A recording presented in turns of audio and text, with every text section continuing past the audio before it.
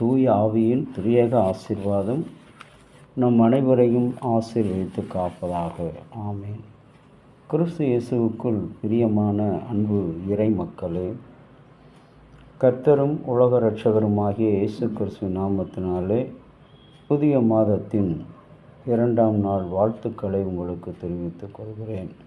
இந்த நாளின் சிந்தனைக்காக நியாயாதிபதிகள் 14ஆம் அதிகாரம் 18வது வசனம். ஆகவே 7ஆம் நாளில் பொழுது போகும் முன்னே அவ்வூரார் அவனிடத்தில் வந்து, தேனிலும் இனிமை யாதோ, சிங்கத்திலும் கொடியது யாதோ என்று சொல்லிவிட்டார்கள். அதை கேட்டபோது அவன், நீங்கள் என் கிடாரியால் உழுதுராவிட்டால் என் விடுகதையை அறிவதில்லை. கிறிஸ்துவில் அன்பான இறை மக்களே, விடுகதை என்பது தமிழ் கலாச்சாரத்திலே மிக மிக முக்கியம் வாய்ந்த ஒரு நிகழ்வாக இருக்கிறது. குடும்பங்களிலே விசேஷமான நிகழ்ச்சிகள் நடைபெறும் பொழுது, சுபகாரியங்கள் மங்கள காரியங்கள் நடைபெறும் பொழுது விடுகதைகளை அவர்கள் சொல்லி அதை விடுவிப்பதும் மணமகன் மணமகள் இல்லத்தாரில் போட்டியாக நடைபெறும். அதுபோன்ற ஒரு சம்பவத்தை தான் இங்கு சிம்சோனுக்கு நடக்கிறது. அந்த ஊர் மக்கள் அந்த விடுகதையை கேட்ட பிற்பாடு அவனுக்கு என்ன சொல்கிறார்கள்? தேனிலும் இனிமை யாதோ, சிங்கத்திலும் கொடியது யாதோ. 2 வார்த்தைகள். இயேசுவின் நாமம் இனிதான நாமம். கர்த்தர் இனிப்பானவர். இனிப்புள்ளவைகளைத்தான் உங்களுக்கும் எனக்கும் இந்த மாதத்திலே அவர்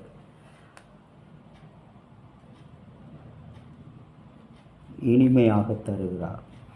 தேனிலும் இனிமையானது எது? கர்த்தருடைய வார்த்தை, அவருடைய திருவசனம். அவன் அந்த மனோவாவுக்கு ஒரு குழந்தை பெயரை கட்டளையிட்டு சிம்சோன் என்ற பெயரை கொடுத்து, அந்த பெயரின் வழியாக அவன் ஒரு பிள்ளையை பெறுவான் என்று தரிசனமாக தூதர்கள் மூலமாக அவனுடைய மனைவியிடம் கூறுகிறார். அது நிறைவேறுகிற கட்டத்திலே அவன் தன்னுடைய மனம் போன போக்கிலே சிம்சோன் ஒரு நாட்டிலே சென்று பெலிஸ்திய நாட்டிலே புறையின பெண்ணை கொள்ளுகிறான். அந்த விடுகதையை அவர்கள் விடுவிக்க வேண்டும். அந்த பெண் கொள்ளுகிற நிகழ்வுகளை விடுதலை. அப்பொழுது அந்த ஊரார் வந்து சொல்கிறார்கள், தேனிலும் இனிமை யாதோ. இன்றைக்கு தேன் உலகத்தில் ஒரு சிறந்த ஒரு மருத்துவ குணம் அடைந்தது.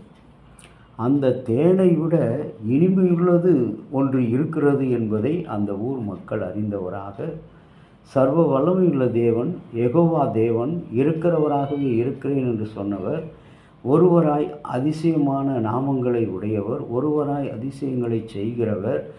அவர் பகலிலே மேகஸ்தம்பமாக, இரவில் அவர் அக்கினி, அவர் பிள்ளைகளுக்கு வெளிச்சமாக, சந்திரனாக, சூரியனாக அவர் இருந்தார். இதுதான் தேனிலும் இனிமையானது யாதோ. அந்த மனிதர்களுக்கு விளங்கும்படியாக தேனை விட யெகோவா தேவன் உண்மையுள்ளவர், உயர்ந்தவர், சிறப்புள்ளவர், கீர்த்தி உள்ளவர், புத்தி உள்ளவர், தெளிவுள்ளவர், நம்மை செவ்வையான பாதைகளை நடத்துகிறவர் என்று சொல்கிறார். 2வது, சிங்கத்திலும் கொடியது யாதோ. காட்டுக்கு அரசனாக இருக்கிற அந்த சிங்கம், அந்த சிங்கத்தைத்தான் காட்டின் விலங்குகள் எல்லாம் அரசன் என்று அழைப்பார்கள். அவ்வளோ பெரிய யானை, உயரத்திலும் கம்பீரத்திலும் காணப்படுகிற யானையை காட்டிலும் சிங்கத்தை கொடிய மிருகம் என்று சொல்லி அழைக்கிறார்கள். பிறர் உயிரை பறிப்பவர்கள். இன்றைக்கு சமுதாயத்தில், கிறிஸ்தவ ஜீவியத்திலும் கூட பிறர் உயிரை வார்த்தைகளால் பறிக்கிறவர்கள், உள்ளத்தால் உள்ளங்களை உடைக்கிறவர்கள் இன்றைக்கு சிங்கத்தை விட கொடுமையானவர்கள் என்பதை இங்கே அறிந்து கொள்ள வேண்டும். இந்த சிம்சோன் அவ்வளவு பலசாலியாக இருந்தாலும் கூட, உன்னை விட